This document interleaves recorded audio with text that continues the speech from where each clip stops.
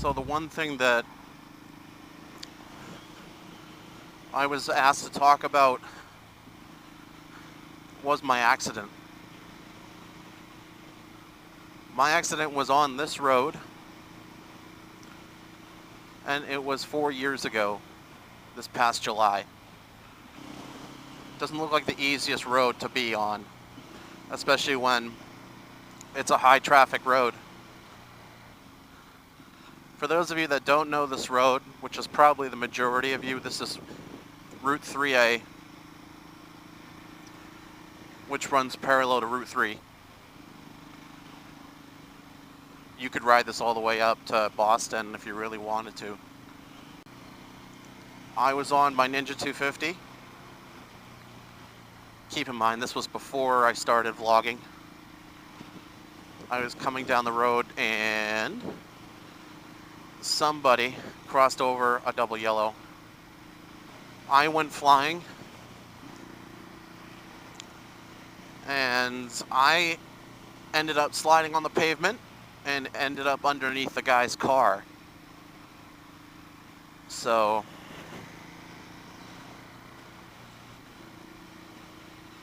it was a pretty horrific experience for me, and something that I never wish on anybody. But I was a newer rider, riding off and on since 2006. I wasn't really serious enough about riding until 2010 when I got my own bike. We both locked eyes. He saw me. My bike was also bright red, and I'm a strong advocate for high visibility colors. So I'm laying there, and right next to his back right tire, I regained consciousness. I pulled myself out from underneath the car.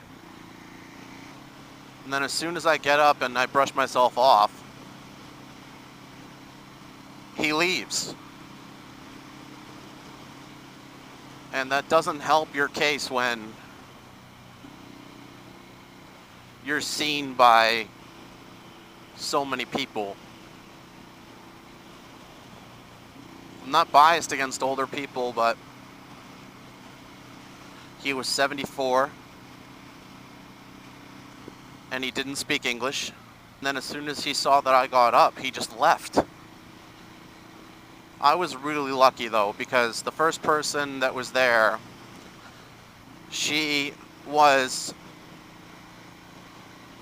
a nurse who got off of her shift that morning.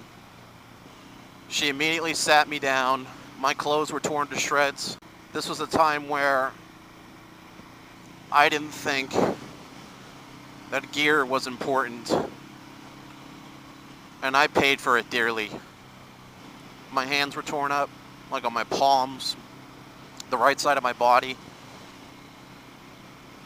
my shin up to my knee, my right arm, my forearm specifically. This road scares the living hell out of me. It takes a lot for you to ride on the road where you got hit. In a car, it's not really a big deal, but when it's when you're on a bike, you're constantly reminded that you have to be that much more careful. The one thing that's always running through my mind is, can people see me? That's the one thing that is always running through my mind, is if people can see me and if people can hear me. And Spacebot did a little vlog about this, and I'm going to talk about it too. He brought up the discussion about aftermarket exhaust systems, whether they're worth it, whether they do in fact save lives. The answer is yes. Any biker will say, or at least the majority will say, that their exhaust has saved their life. I can't tell you how many times my exhaust has saved my life. People that are in such a rush to get to where they're going that if they can't hear you coming, they're gonna pull out right in front of you. It is the single most scariest thing you will ever experience.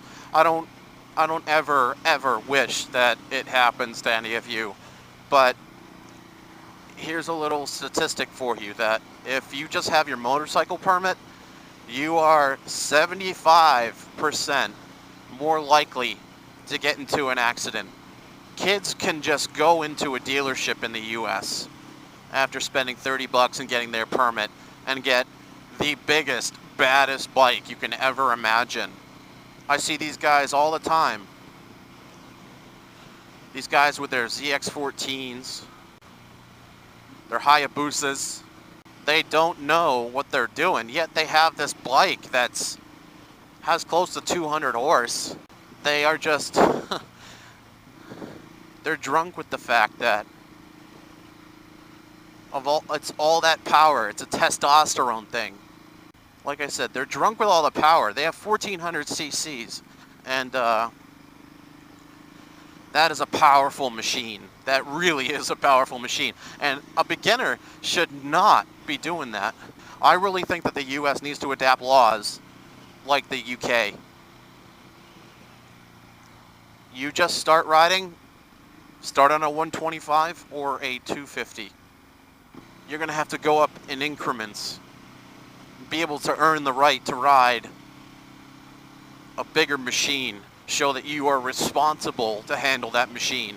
You have to know how to be responsible. You're on two wheels. Your life is in your life's in your own hands. And if you don't ride smart, bad things are going to happen to you.